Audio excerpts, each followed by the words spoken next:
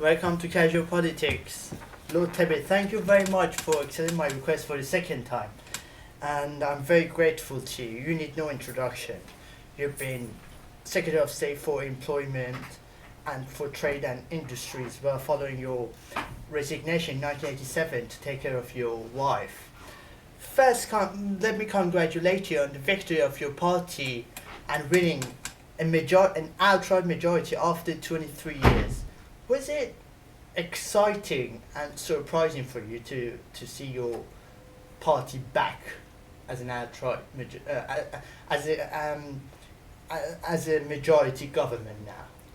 Well, I was pleased to see that, but of course rather less pleased to see the wipeout of Labour in Scotland, which has some dangerous possibilities for the future. And I think that to look at the campaign, what really happened more than anything else was that Lib Dems virtually committed suicide by fighting a very ill-judged campaign. And why is that? Do you think that the Conservative government, they've been rewarded for the successes of the coalition government, and Lib Dems, they've been punished for the failures of the coalition? No, I think it's more that the Lib Dems' approach to their voters was to say, vote for us, not the Conservatives. The Conservatives are an awful lot. They're very, very dangerous people. They're appalling people. We know that because we've been in coalition with them, and by the way, we want to get back into coalition with them. That didn't seem a very good presentation to their voters, and their vote collapsed, of course. Some stayed at home, some went to other parties such as the Greens and things of that kind. And the Conservative vote increased, but not a great deal. We're still not polling enough votes, in my view, 10 million or so, as opposed to 13 and 14 million, which we had in the 1980s and 90s. Yes. And your party did very poorly to get ethnic minorities vote. And some people, they say that there are many reasons. One, it was Enoch Powell's speech in 1968. And one of the reasons, well, is your comment in the 1990s to that a cricket player. Do you take any responsibility for that?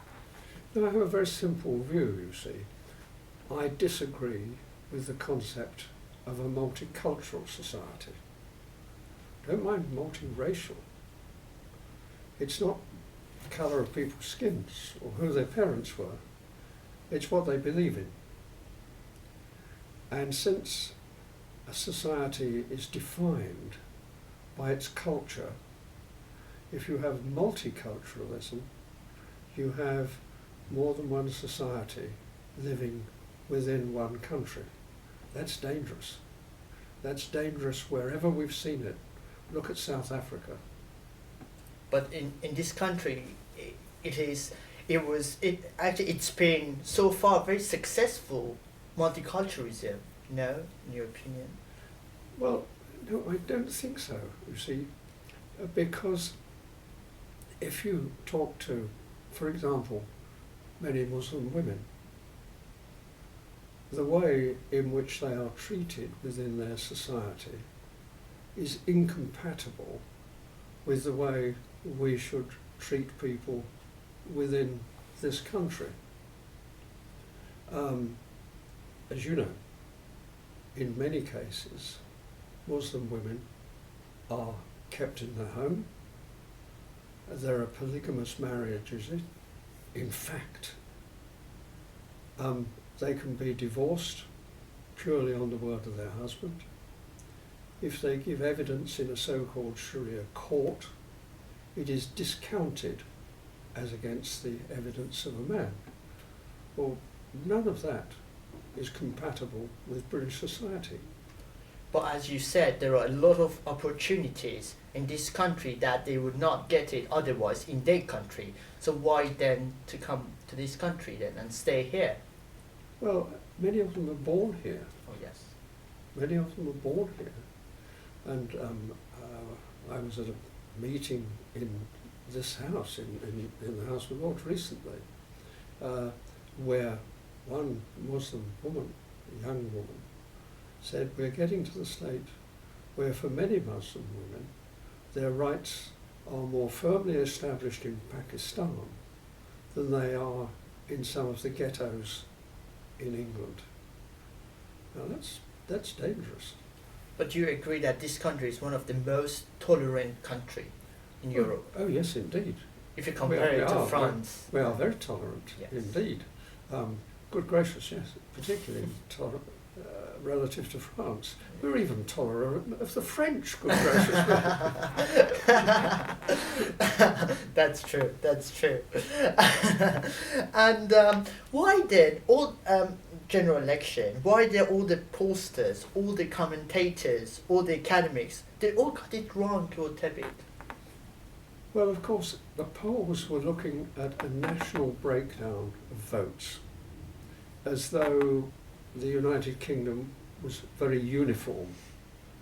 And in fact, of course, it isn't terribly uniform. The SNP vote was obviously concentrated in Scotland. So although they got less than half as many votes as UKIP, they finished up with 56 seats as against UKIP's 1.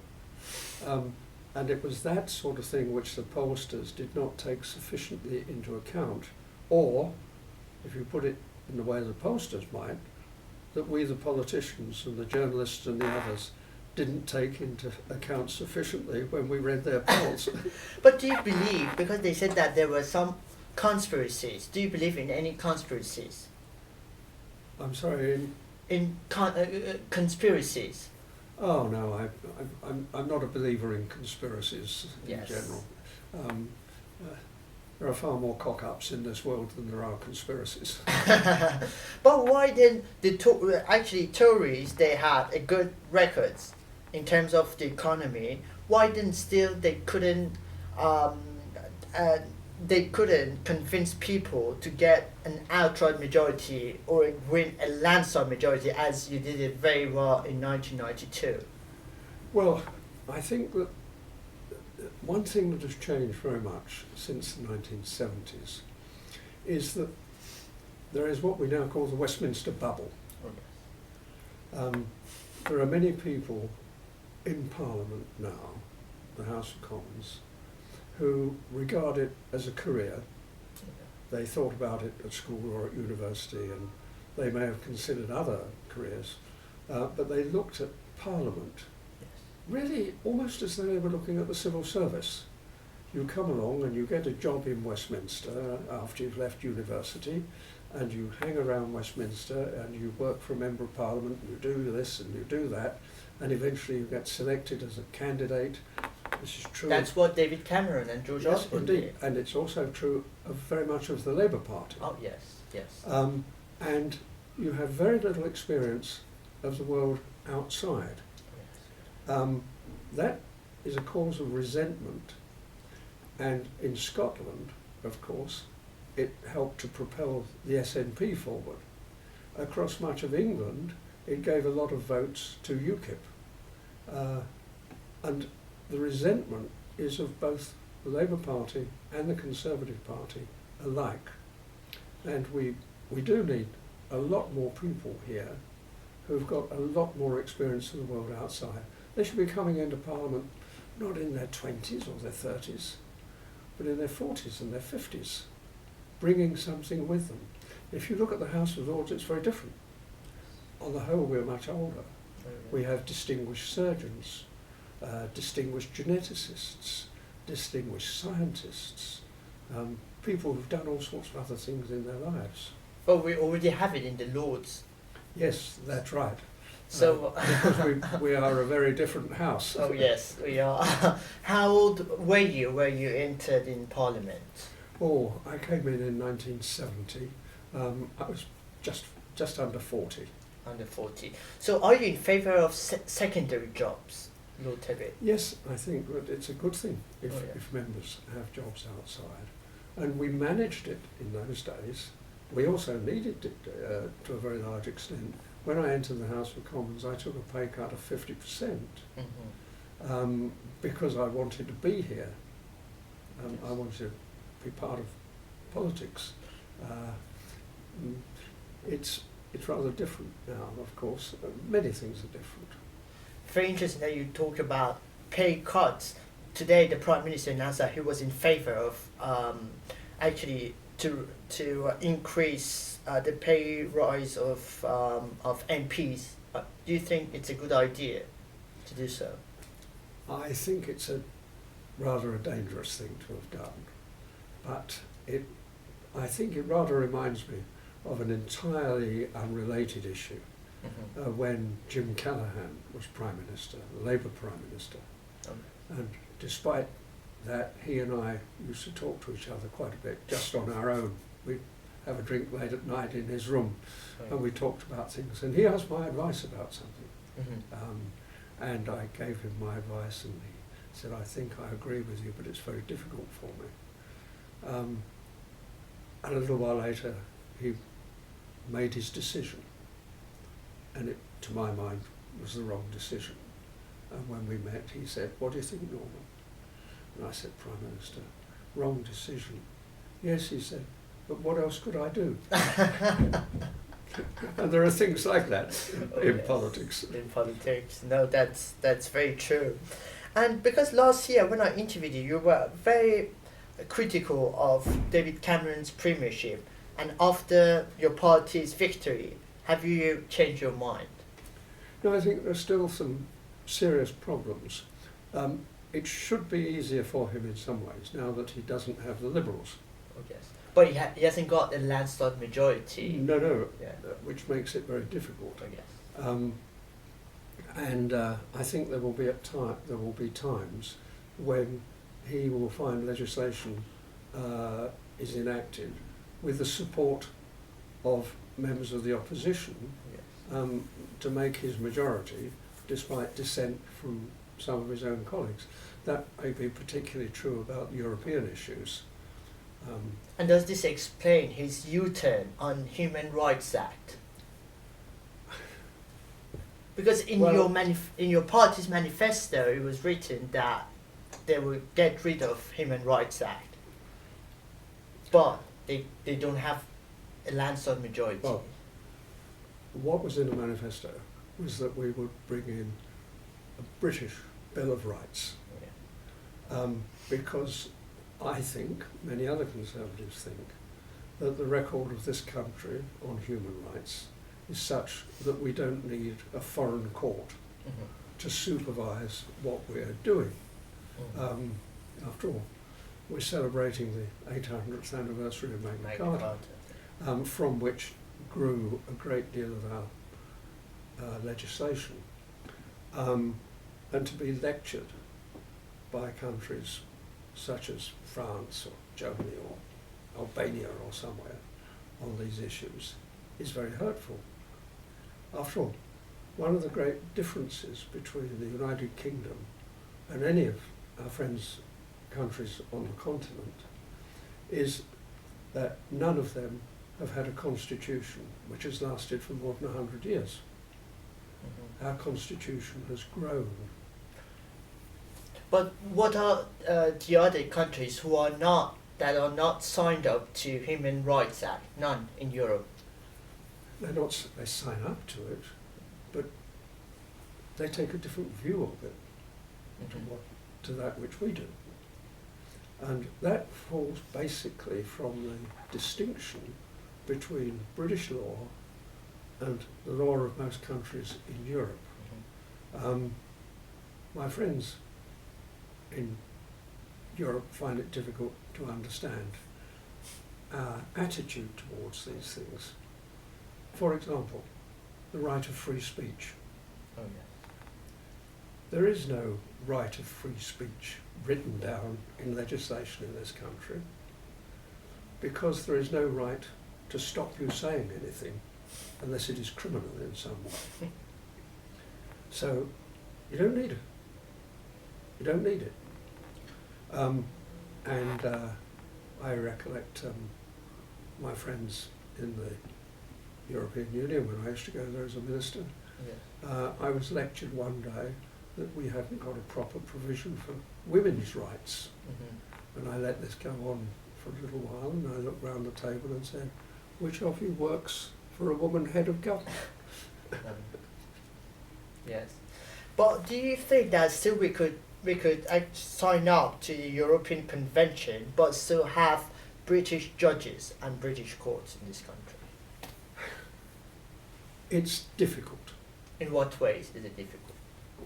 Because they would still take note, I think, of the jurisprudence of the European court, the Strasbourg court, not the EU court, the Strasbourg court.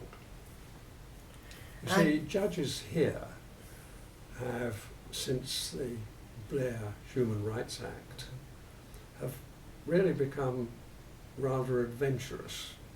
I call them judicial imperialists, Mm-hmm. in seeking to make decisions over the head of Parliament. Mm-hmm. Now, Parliament is the custodian of our liberties, not the judges, in my view. Very good. And on Europe, you mentioned Europe.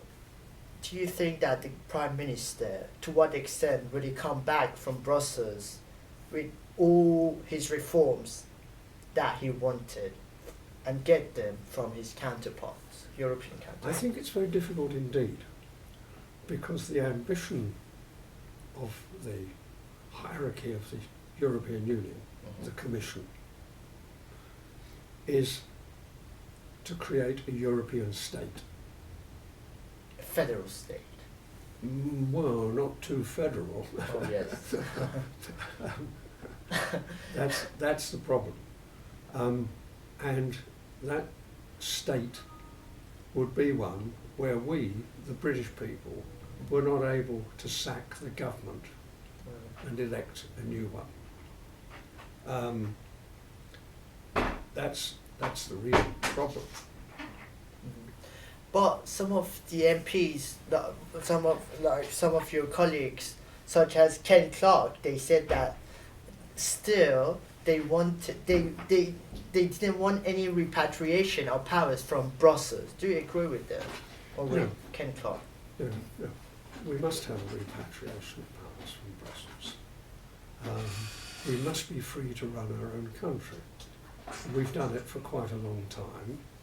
We've done it with rather less revolutions and rather less bloodshed than anywhere else on the continent of Europe. I want to see us continue to do that. And do you think that David Cameron would do like Harold Wilson? He would go to Brussels and come back and say that now I'm here, I'm back with my terms, with the terms, and then we're just going to find out after the referendum that there were no terms. I think real. the difficulty of it is that what is binding to us, what is causing the difficulties for us, is the law which is set out in the treaties. Anything else can be changed, but that can't be changed. So to be secure, we must make sure that what we want is embodied in changes to the treaty. Now, our European friends are very uneasy about that, and I understand that. But that's really where the problem hits. So in that case, do you want the Prime Minister to campaign that Britain comes out of the EU? I think it would be... No, let me rephrase this, because I can't predict what will happen. No one could. No. It's the trouble with the future, isn't it? Oh, You yeah. can't tell what's going to happen. Whereas before we could do it very easily. I think he will have to face whether or not he comes back home and says, I'm sorry, I couldn't get the agreement. We must now leave the European Union, which doesn't mean that we're going to cease to trade with them or anything else, or they with us, or that we will be on bad terms. but that we will go our own way. After all, it's a minority of our trade which is with the continent of Europe. We've got our trade with America, with India, with great growing powers of the world. That's where we need to be looking as well. But if he doesn't campaign that Britain comes out of the EU, do you think that he will face a rebellion from his backbenchers as John Major did? And very remarkably, if you remember, you may remember that in 1993, you and Lady Thatcher, you had lobbied MPs to vote against the government's bill. And do you think that this is in danger of happening again? I think it may well do, but of course I think also that he will probably be bailed out by the Labour Party, where I think there's a Labour majority for staying in, and I think there'd be a good deal of cross-party voting. But you see, if you remember rightly, Mrs. Thatcher was not dedicated to leaving the European Union. But she was. She made the great Rouge speech, in which she set out a number of the changes which needed to happen, but she did not say in that speech that we should leave. But that cost her her premiership, didn't it? No. What cost her her premiership was that Jacques Delors made 3 proposals for the reform and development of the European Union. The first was that the government of the European Union should be the Commission. The second was that the democratic organ should be the Parliament. And the third was that the Council of Ministers should be the Senate. That she famously said no in That's Parliament. right. And of course, that wasn't a silly woman saying no. It was a very rational woman saying no. And in doing so, she signed her death warrant. Because from that moment onwards, people like Geoffrey Howe and Michael Heseltine were determined to bring her down. But do you take any responsibility that with Lady Thatcher, you attempted to weaken John Major's premiership over Europe? No, I didn't do that. But what we said was that the Maastricht Treaty was a step too far, and that there should be a referendum on it in this country that he would not agree to. And indeed, he was very tempted to join the European currency. I think since then he's agreed that it would have been a dreadful mistake. There's still some people about who think that we should have joined. There's still some people who would want us to join. But that's the danger, because if Britain decides to stay within the EU, probably afterwards there will be a discussion for the single currency. There will be a pressure for Yes. it, inevitably, because you can only have a single government, which is the aim of the Union, if you have a single treasury, a single finance minister. No currency can have more than one chancellor of the exchequer. That was what I said back there in the early 90s. It's absolutely true. Yes, That is the problem which is being exposed in Greece. Oh yes. So in what way do you think that David Cameron's premiership would be different than John Major's? I think that he will get his legislation through the House. There will be a lot of rows over the form of the referendum. There will be rows over the franchise. There will be particularly rows over the question. And I favour a similar question to that in the Scottish referendum. Do you believe Britain, the United Kingdom, should be a self-governing nation? It's a very good question. Good enough for the Scots, why not good enough for all of us? Whereas the government proposing that the question should be, should Britain remain in the European Union? I don't think that's the right question. To be more serious, I think there should be 2 boxes. One Britain should remain in the European Union to Britain should be a free self-governing country, and you tick which box you like. But do you agree that if Britain decided to leave the European Union, that would produce a clamour for another independence referendum in Scotland? Yes, it would.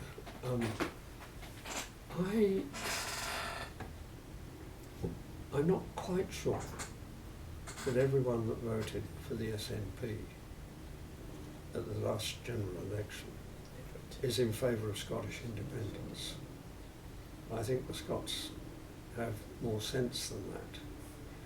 But they rejected the Labour Party. They'd already rejected the Tories some while ago.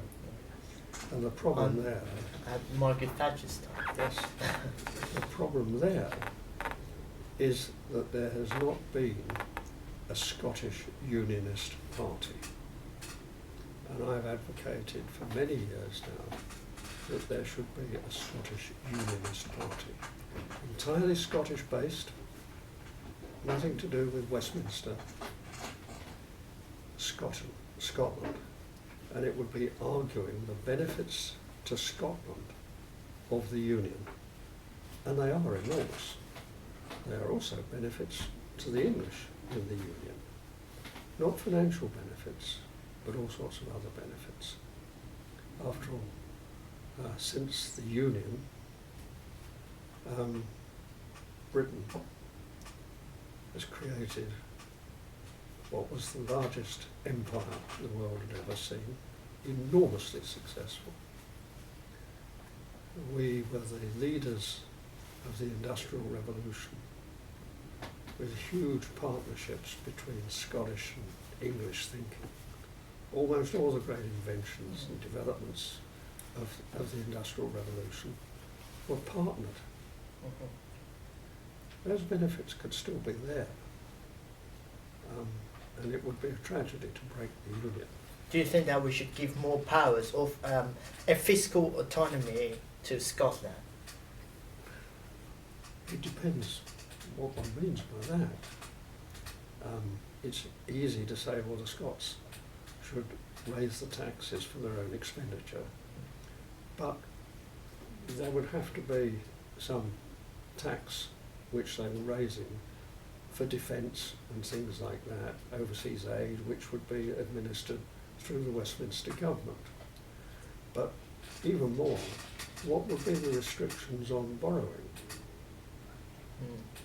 Because if there were no restrictions on the Scottish government's borrowing, that would affect sterling. If there were restrictions, I could see a lot of problems. Scotland is not like Greece, but on the other hand, some of those problems would begin to appear. Who do you blame for the rise of nationalism in Scotland? Who do I blame? Mostly the rest of us for not seeing the problems which were arising sufficiently clearly. But nobody saw it. I did. And that's why years ago, with some of my Scottish friends, I was advocating that the Conservative Party should cease to organise in Scotland, and I would have given the same advice to Labour. And there should have been created a genuine Scottish Unionist party. Its politics would not be the politics of the Labour Party or the politics of the Conservative Party. They would be what was best for Scotland. But it would have been a Unionist party. And do you think that if we devolve more powers to Scotland, we should devolve more powers to the rest of England as well? The regions? I'm not sure that the formula for the success of this kingdom, or indeed any other, is to have more layers of government, more government offices, more elected politicians, more civil servants, because that would be the consequence. Probably more mayors. Probably more mayors, like Boris Johnson. Well, you can. Has been a successful mayor so far. I'm in favour of decentralisation. Yeah. but not devolution. There's a difference between the two. But still, we should give more powers to local authorities and get some powers back from Westminster bubble, as you. Yes, there are lots of things which local authorities could do better. But of course, you also have to understand, in some cases, they would do them worse. Oh yes, but do you accept that there've been too much powers concentrated within Westminster that we should get rid of them? No, I think That's the public's opinion, Lord Tebbit. yes, but the public didn't have that opinion until Westminster began to use its powers rather badly. Oh, yes. But that's what happens when you have too much power, like Lady Thatcher had. That's power. That's why they don't want too much power to be given to Westminster anymore. Remember that Mrs. Thatcher had more votes at her third election victory than at her first. Yeah. There is no evidence that the electorate had turned on her then. They were very pleased with what she had done. It was her enemies in Europe who wanted to get rid of Mrs. Thatcher. And the poll tax as well, indeed. Well, Okay. again, let me repeat, more votes. Oh yes. The concept of the community charge, so-called poll tax, the right that people should pay for the services which they receive. Perfectly sensible. I don't see anything difficult about that. I have to say that it was very badly presented and very badly legislated on, but the principle involved there was one which must be right. After all, that was an example of devolution. You gave the power to the local authority to decide how much it should spend, and then it falls on those who were using the services. And I remember last year you were critical. You were in favour of the principle of the welfare state and the job that Ian Duncan Smith had done so far. But you said that the way that the government executed those cuts, that you were not in favour of it. No, on the whole, I've supported pretty well everything which Duncan Smith has done. I think there have been great difficulties about the computer programs to make it all work in the way that it should. And I have some reservations about the so-called bedroom tax, where I think there are many cases where elderly people need extra accommodation in their house because they may need a carer, they may need relatives to come and stay at times to help look after them, things of that kind. But that's the detail of it. And the success of the Duncan Smith reforms are that so many more people are in work as opposed to on benefit. Now, which is the better for people? To be at work or on benefit? I've got no doubt whatsoever. But if at the work we got zero contact hours and we got actually minimum wage, still not very convincing for families on minimum wage. So why did, if on benefits, they gain more than they would get from working? Well,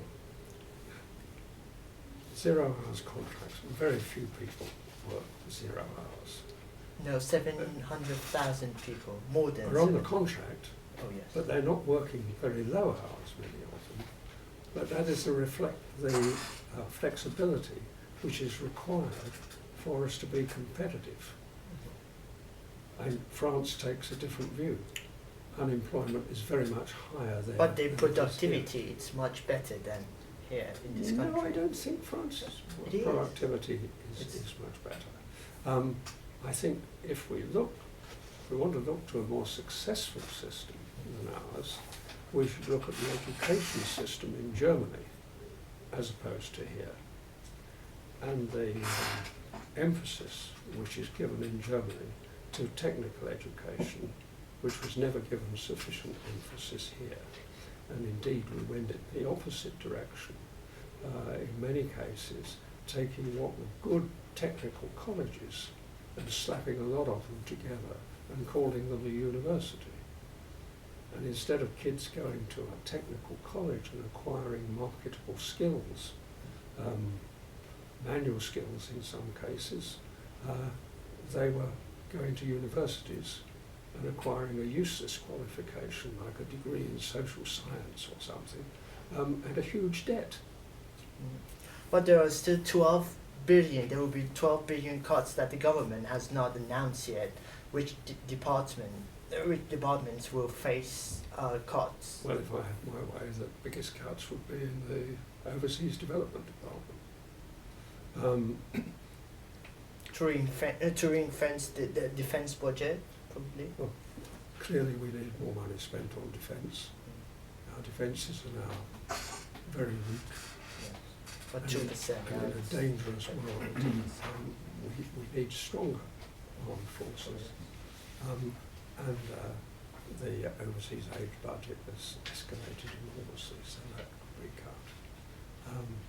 But for the rest, as the Prime Minister has rightly said, we have made cuts, not least in welfare, with the result that more people are at work.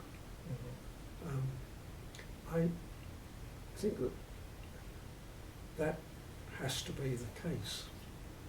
And if you think of a guy who's not working on a 0 hours contract, but is in a reasonable job, perhaps he might be driving a bus or a lorry or something like that, working for a factory or whatever. If he goes out to work every day, he comes back having worked solidly through the day and looks over the garden fence, and his next door neighbour is still sitting in the deck chair reading the Racing Post, drinking a glass of beer on welfare, there's a great deal of resentment.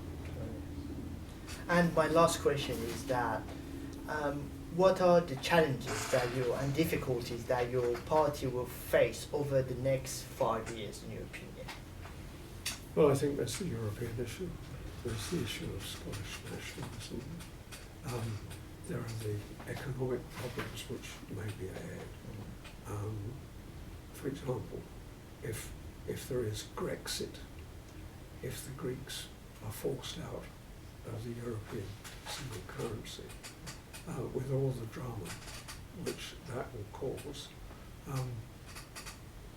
how much will that damage our markets in the European Union?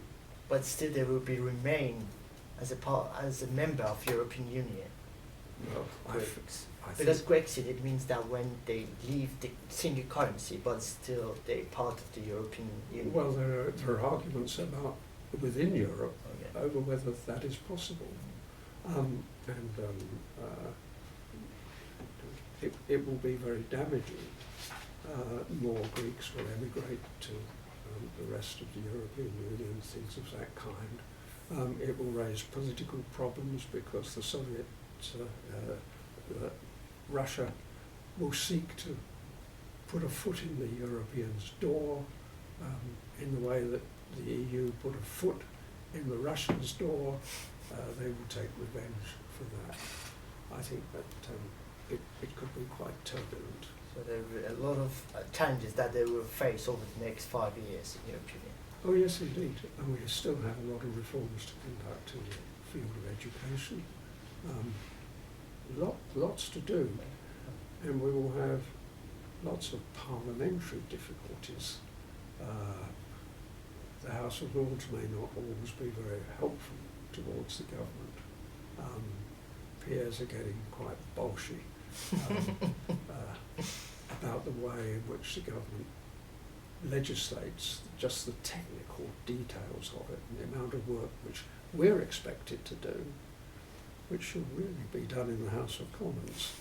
But the House of Commons is taking too much time off and expecting us to do the work.